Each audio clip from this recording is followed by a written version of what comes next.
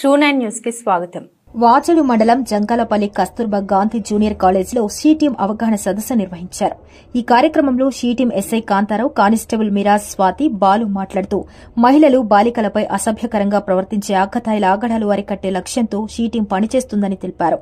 మహిళలపై అఘాయిత్యాలు రోజురోజుకీ పెరిగిపోతున్నాయని, షీటీంపై మహిళలు, బాలికలకు అవగాహన లేకపోవడంతో సమస్యలో చిక్కుకుపోతున్నారని, మహిళల భద్రతే షీటీం లక్ష్యమని తెలిపారు. సాంకేతికత లోపంతో సైబర్ నేరాలు పెరిగిపోతున్నాయని, మొబైల్ ఫోన్లో ఈజీ మనీ కోసం ఓటీపీలు వంటి వాటితో మన సేవింగ్ అకౌంట్ నుంచి డబ్బులు కాజేస్తున్నారని, డబ్బులు అకౌంట్స్ నుంచి కట్టయిన గంట సమయంలోపు పోలీస్ శాఖను సంప్రదించాలని తెలిపారు.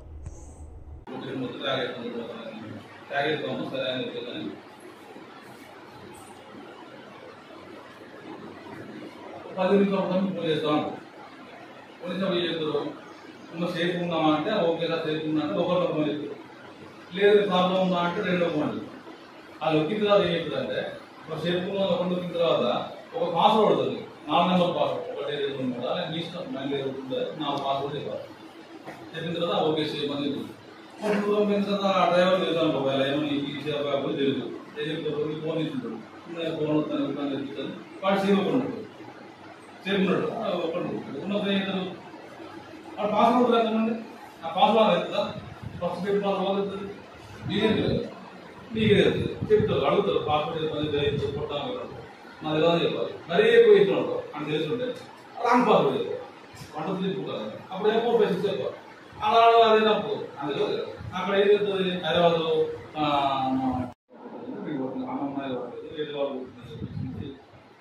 అప్పటి నుండి నీ మొబైల్ ప్యాకేజ్ సంబంధించి బిఎస్ ఉంటుంది కదా, ఫస్ట్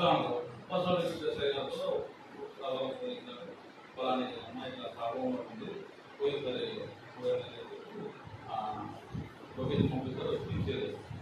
అది మీకనే కాదు మేడం, మీకు కూడా అప్రమం చేశారు కదా, ఎప్పుడు చేసినప్పుడు ఓకేనా.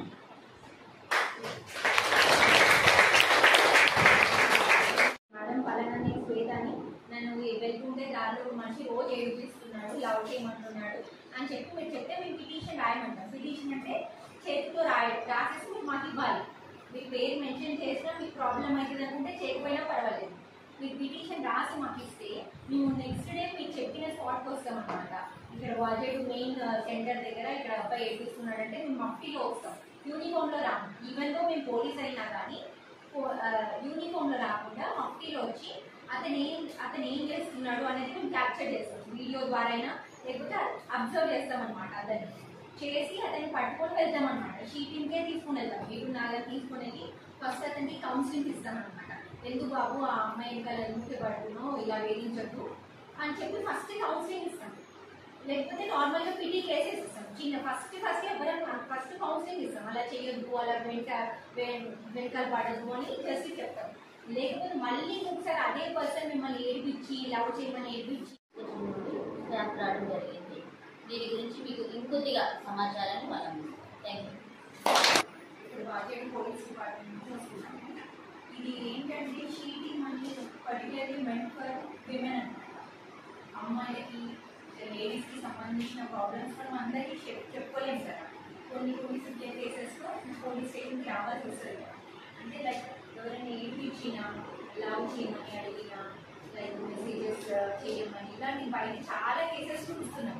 నాకంటే మీరు బయట తిరుగుతూ ఉంటారు కాబట్టి మీకు తెలుస్తూ ఉంటుంది. మీ ఫ్రెండ్స్లో, ఫ్యామిలీస్లో అయినా అమ్మాయిని వేధించడం, ఏడిపించడం, ఇలా లవ్ చేయండి అని చెప్పి మిమ్మల్ని సైలెంట్ చేయడం, టచ్ చేయడం, అన్వాంటెడ్గా ఇప్పుడు ఆటోస్ వెళ్ళినా కానీ అలాంటివి చేస్తూ ఉంటాం కదా, చూస్తూ ఉంటాం. అమ్మాయిలు ఎన్నో ఫేస్ చేస్తాం. మహిళల కోసం, అమ్మాయిల కోసం మనకి ఎటువంటి ప్రాబ్లమ్స్ వచ్చినా మీరు ఏటూరు నగరంలో పోలీస్ స్టేషన్ ఉంటుంది, అందులో మెయిన్ బ్రాంచ్ ఉంటుంది షీటింగ్.